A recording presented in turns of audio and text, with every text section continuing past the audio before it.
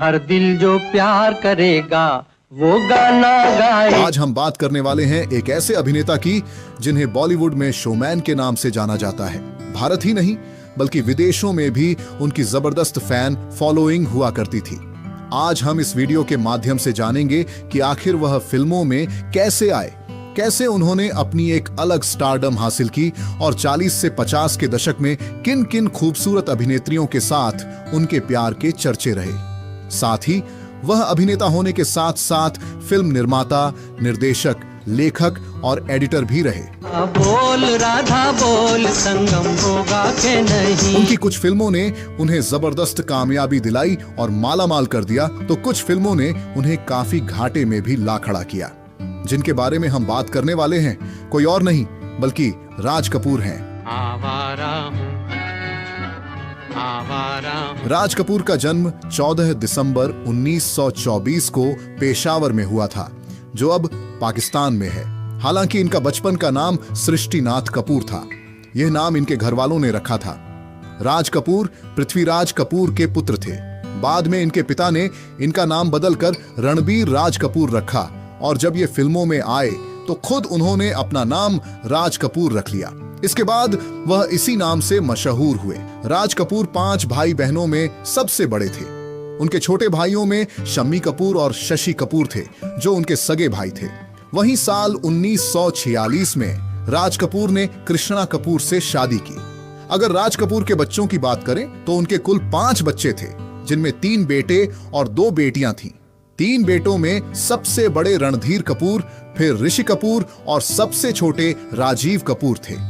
वहीं उनकी बेटियां रीमा कपूर और रितु कपूर थीं, यानी करिश्मा कपूर और करीना कपूर राज कपूर की पोतियां हैं, जबकि रणबीर कपूर भी राज कपूर के पोते हैं। अगर देखा जाए तो बॉलीवुड में कपूर परिवार एक बहुत बड़ा फिल्मी परिवार है और इसकी कई पीढ़ियां फिल्म इंडस्ट्री से जुड़ी रही है।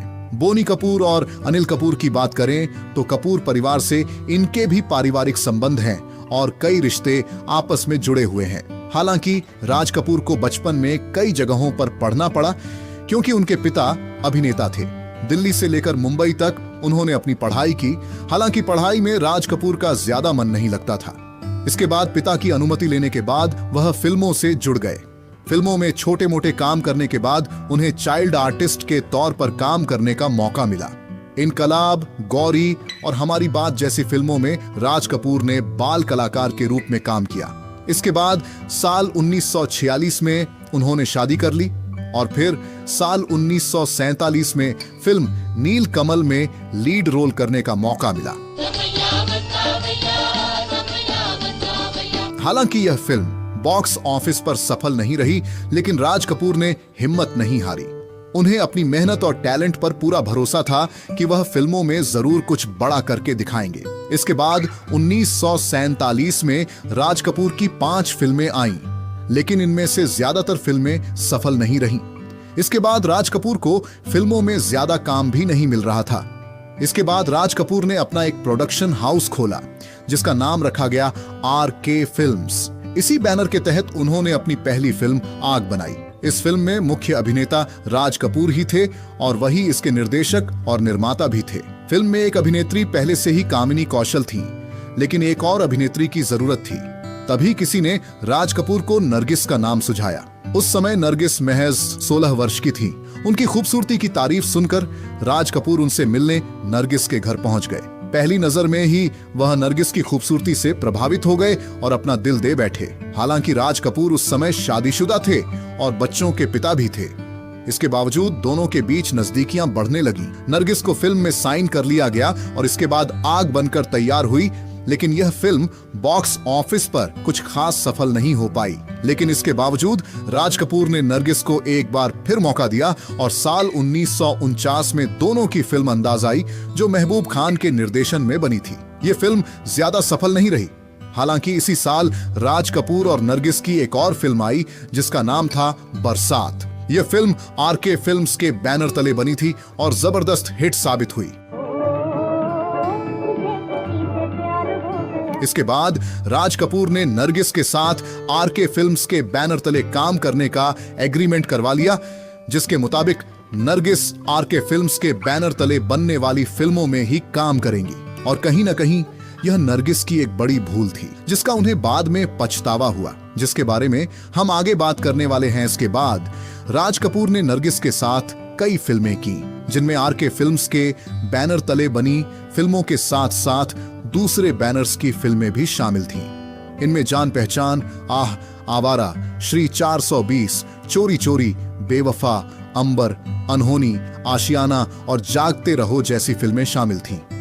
पहली बार जब राज कपूर ने नरगिस को देखा था, तभी से वह अपना दिल उन्हें दे बैठे थे। लेकिन वह उनसे शादी नहीं कर सकते थे, क्योंकि राज कपूर पहले से शादीशुदा थे। हालांकि खबरों की माने तो नरगिस और राज कपूर करीब 9 साल तक रिलेशनशिप में रहे। कहा जाता है कि राज कपूर नरगिस को भरोसा देते थे कि वह उनसे शादी करेंगे, लेकिन ऐसा संभव नहीं था। वहीं नरगिस आरके फिल्म्स के बैनर तले बनने वाली फिल्मों में अपना पैसा भी लगाने लगी थीं और कहीं ना कहीं आरके फिल्म्स को आगे बढ़ाने में नरगिस का भी योगदान बताया जाता है। नरगिस आरके फिल्म्स को अपना ही प्रोडक्शन हाउस समझने लगी थीं।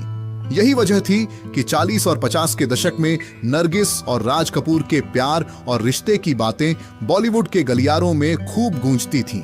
कहा यह भी जाता है कि राज कपूर अक्सर रात रात भर घर से गायब रहते थे और सुबह नशे की हालत में घर पहुंचते थे। बताया जाता है कि वह नरगिस के साथ काफी समय बिताया करते थे। जहां एक तरफ राज कपूर नरगिस से सच्चा प्यार करते थे, वहीं नरगिस भी राज कपूर से बेइंतहा मोहब्बत करती थी। हालांकि बॉलीवुड में कई प्रेम कहानियां और रिश्तों की चर्चाएं सुनने को मिलती हैं, लेकिन राज कपूर और नरगिस का प्यार और करीब 9 साल का साथ एक अलग ही दास्तान बयां करता है।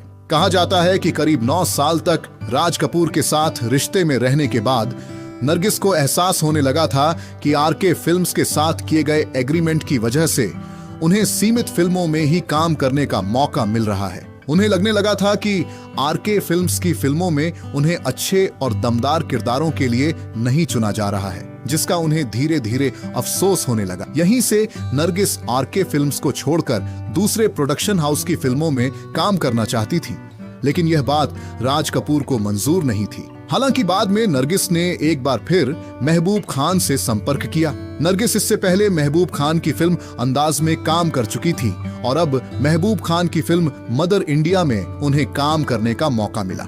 इसी फिल्म के दौरान नरगिस की नजदीकियां सुनील दत्त से बढ़ी और दोनों को एक दूसरे से प्यार हो गया। बताया जाता है कि मदर इंडिया के ब्लॉकबस्टर होने के बाद नरगिस और सुनील दत्त ने शादी कर ली। नरगिस की शादी की खबर सुनकर राज कपूर काफी टूट गए थे और कहा जाता है कि वह डिप्रेशन में चले गए थे। उन्हें इस बात पर विश्वास ही नहीं हो रहा था कि नरगिस ने किसी और से शादी कर ली है। बताया जाता है कि आरके स्टूडियो में नरगिस का जो कमरा था, राज कपूर ने उस कमरे को उसी तरह छोड़ दिया था जिस तरह नरगिस आरके फिल्म से बाहर जाते समय छोड़कर गई थी। प्यार हुआ, इकरार हुआ है प्यार। राज कपूर को उम्मीद थी कि कभी न कभी नरगिस वापस आएंगी, लेकिन ऐसा नहीं हो सका। नरगिस ने सुनील दत्त से शादी कर ली थी। हालांकि सवाल यह भी उठता है कि आखिर राज कपूर ने नरगिस से शादी क्यों नहीं की। इसके पीछे सबसे बड़ा कारण यह था कि राज कपूर पहले से शादीशुदा थे और अपने परिवार को छोड़ना नहीं चाहते थे। वहीं दूसरी तरफ उन्हें नरगिस से सच्चा प्यार हो चुका था। ऐसे में राज कपूर खुद भी असमंजस में पड़ गए थे। कहा जाता है कि राज कपूर नरगिस को अक्सर प्यार से अपनी एक्ट्रेस कहकर बुलाया करते थे। इस पूरे मामले में उनके पिता पृथ्वीराज कपूर की भी बड़ी भूमिका बताई जाती है। उन्होंने राज कपूर को परिवार छोड़कर कोई गलत कदम न उठाने की सलाह दी थी। वहीं राज कपूर ने अपनी पत्नी कृष्णा से भी वादा किया था कि वह ऐसा कोई कदम नहीं उठाएंगे। इसके बावजूद कहा जाता है कि राज कपूर के दिल में नरगिस के लिए सच्चा प्यार था। नरगिस भी चाहती थी कि वह राज कपूर से शादी करके अपना घर बसाए, लेकिन ऐसा हो नहीं सका। राजा की आएगी बारात, रंगीली होगी रात। वहीं नरगिस की शादी को करीब 5 साल बीत चुके थे कि एक बार फिर राज कपूर का नाम एक अभिनेत्री के साथ जुड़ने लगा और वह अभिनेत्री थी वैजयंती माला। 60 के दशक में वैजयंती माला और राज कपूर के प्यार की चर्चाएं भी बॉलीवुड के गलियारों में खूब सुनाई देने लगी थी। बताया जाता है कि फिल्म संगम के लिए राज कपूर ने पहले दिलीप कुमार को ऑफर दिया था, क्योंकि उस समय दिलीप कुमार और वैजयंती माला के बीच प्यार की खबरें सुर्खियों में थीं और दोनों की जोड़ी भी काफी पसंद की जाती थी। लेकिन दिलीप कुमार उस समय फिल्म राम और श्याम कर रहे थे और उसमें अभिनेत्री के तौर पर वैजयंती माला को लेना चाहते थे। हालांकि वैजयंती माला ने राम और श्याम छोड़कर संगम में काम किया। दोस्त दोस्त ना रहा। इस फिल्म में राज कपूर ने अपने खास दोस्त राजेंद्र कुमार को भी लिया। राजेंद्र कुमार और राज कपूर की दोस्ती इतनी गहरी थी कि राजेंद्र कुमार कहा करते थे कि राज कपूर जैसा इंसान शायद ही कभी पैदा हो, क्योंकि वह न सिर्फ बेहद लोकप्रिय स्टार थे बल्कि एक बहुत अच्छे इंसान भी थे। कहा जाता है कि राज कपूर और राजेंद्र कुमार जहां भी जाते अक्सर साथ ही रहते थे। किसी पार्टी में जाना हो या कहीं घूमने जाना हो, दोनों एक दूसरे के साथ ही नजर आते थे। अगर दिन भर में एक बार भी मुलाकात नहीं हो पाती तो फोन पर बातें कर लिया करते थे। इसी गहरी दोस्ती के चलते राज कपूर ने संगम में राजेंद्र कुमार को साइन किया और फिर फिल्म की शूटिंग शुरू हुई। लेकिन शूटिंग के दौरान एक बार फिर राज कपूर का दिल वैजयंती माला पर आ गया। जब ऋषि कपूर छोटे थे और यह खबर सामने आई कि वैजयंती माला और राज कपूर के बीच लव अफेयर चल रहा है, तो यह बात राज कपूर की पत्नी कृष्णा कपूर के कानों तक भी पहुंची। इसके बाद कृष्णा एक बार फिर मायूस हो गईं और उन्हें वही पुरानी बातें याद आने लगीं जो पहले राज कपूर और नरगिस के रिश्ते को लेकर सामने आई थीं। इसी के चलते बताया जाता है कि राज कपूर की पत्नी कृष्णा अपने सभी बच्चों को लेकर मुंबई के नटराज होटल में करीब 4 महीने तक रहीं। इसका जिक्र खुद ऋषि कपूर ने अपनी बायोग्राफी में किया है। ऋषि कपूर ने लिखा है कि जब उनके पिता राज कपूर का नरगिस के साथ अफेयर चल रहा था, तब ऋषि कपूर बहुत छोटे थे और उन्हें इन बातों की ज्यादा जानकारी नहीं थी। लेकिन जब राज कपूर और वैजयंती माला के प्यार की खबरें सामने आने लगीं, तब तक ऋषि कपूर बड़े हो चुके थे और उन्हें इस रिश्ते के बारे में पता था। हालांकि बाद में वैजयंती माला ने अपनी बायोग्राफी में लिखा कि राज कपूर और उनके बीच कोई प्रेम संबंध नहीं था। उनके मुताबिक यह सब मीडिया में बने रहने के लिए फैलाई गई अफवाहें थीं और इस तरह की खबरें राज कपूर की तरफ से ही उड़ाई जाती थीं। जब ऋषि कपूर ने यह बात सुनी तो वह वैजयंती माला से काफी नाराज हुए। इसकी वजह यह थी कि ऋषि कपूर को लगता था कि वैजयंती माला की वजह से उनके पिता और उनकी मां के बीच दूरियां बढ़ गई थीं और उनका परिवार टूटने की कगार पर पहुंच गया था। जीना इसी का नाम है। एक ऐसी फिल्म थी जिससे राज कपूर को काफी उम्मीदें थीं और हम बात कर रहे हैं मेरा नाम जोकर की, जो साल 1970 में रिलीज हुई थी। इस फिल्म को बनाने में राज कपूर को काफी मेहनत करनी पड़ी थी और बताया जाता है कि इसे पूरा करने में करीब 6 साल का लंबा समय लगा था। इसमें उनका काफी पैसा भी लगा था। राज कपूर को उम्मीद थी कि यह फिल्म बॉक्स ऑफिस पर अच्छा कमाल करेगी, लेकिन इसका उल्टा हुआ। मेरा नाम जोकर को उस समय दर्शकों ने पसंद नहीं किया और राज कपूर को काफी आर्थिक परेशानियों का सामना करना पड़ा। इसके करीब 3 साल बाद एक बार फिर हिम्मत जुटाकर राज कपूर ने अपने बेटे ऋषि कपूर और डिंपल कपाड़िया को फिल्म बॉबी से लॉन्च किया तो नहीं। और यह फिल्म ब्लॉकबस्टर साबित हुई।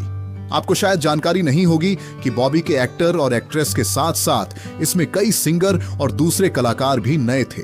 अगर किसी को फिल्मों में ब्रेक देने की बात की जाए तो राज कपूर का नाम सबसे आगे आता है। राज कपूर ने अपने जीवन में कई लोगों को बड़ा मौका दिया, चाहे हम बात करें संगीतकार शंकर जयकिशन की, गीतकार हसरत जयपुरी की, सिंगर शैलेंद्र सिंह की या फिर नरेंद्र चंचल की।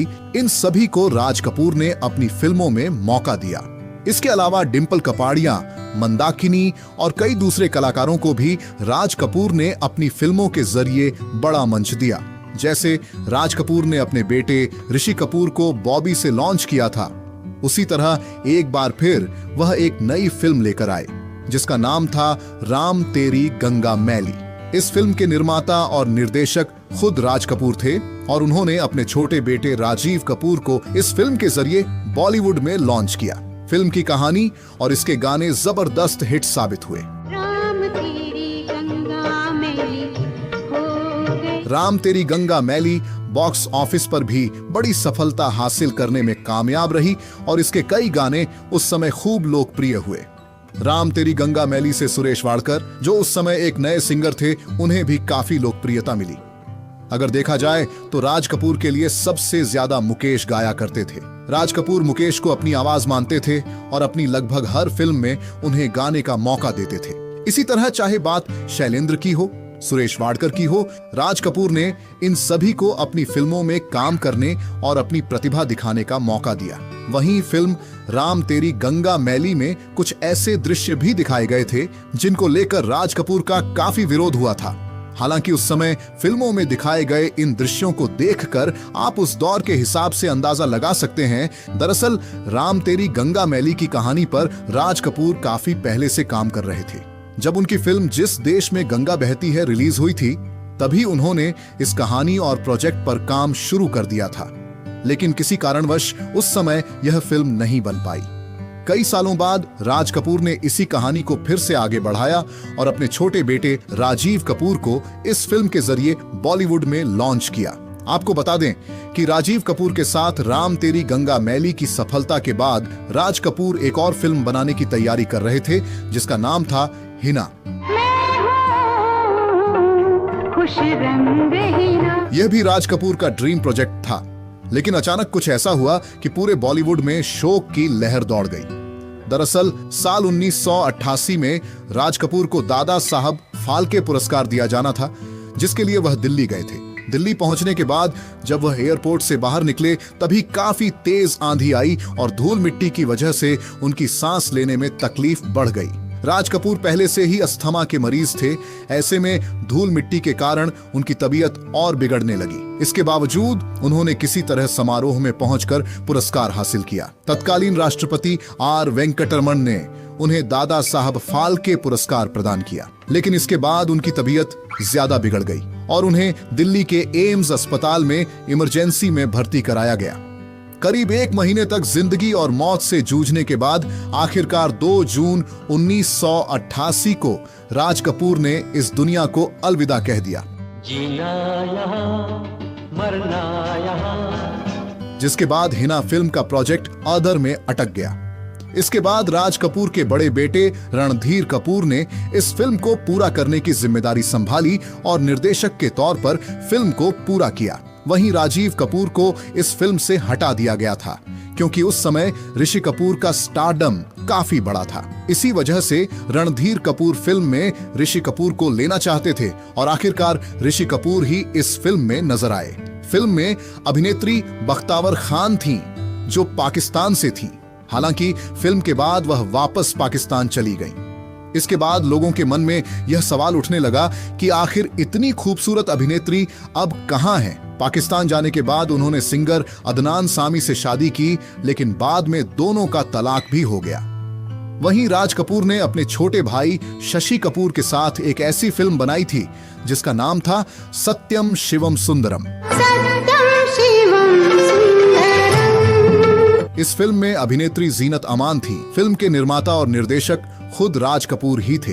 यह फिल्म काफी सफल रही थी। फिल्म के गाने, कहानी और ग्लैमर दर्शकों को काफी पसंद आए और बॉक्स ऑफिस पर भी फिल्म ने अच्छा प्रदर्शन किया। हालांकि इस फिल्म को लेकर राज कपूर को कानूनी कार्रवाई का भी सामना करना पड़ा था।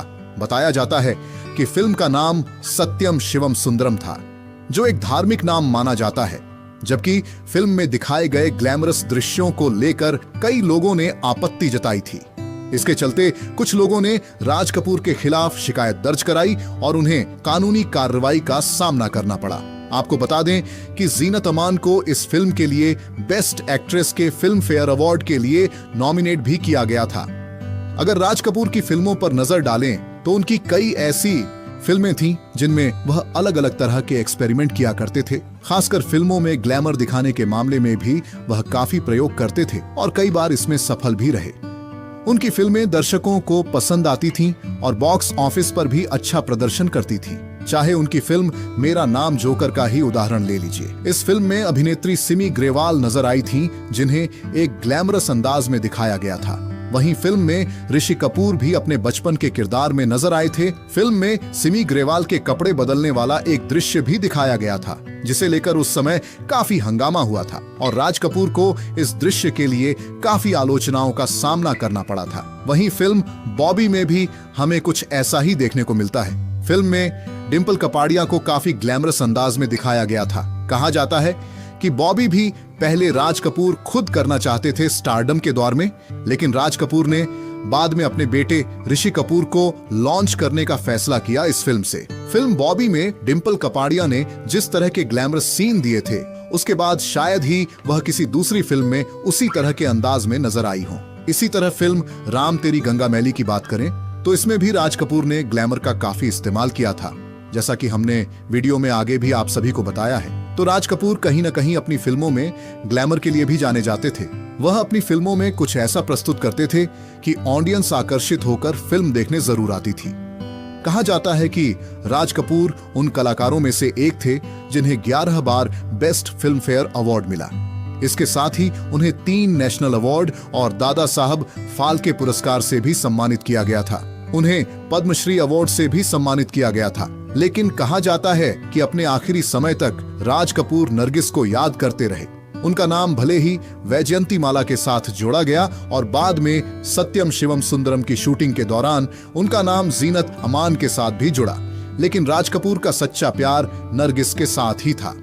हालांकि राज कपूर और नरगिस की यह प्रेम कहानी आखिरकार अधूरी ही रह गई। तो आप सभी का इस महान और दिग्गज कलाकार राज कपूर के बारे में क्या कहना है? कमेंट में अपनी राय जरूर बताएं। साथ ही अगर आपको हमारी जानकारी अच्छी लगी हो तो चैनल को सब्सक्राइब करना न भूलें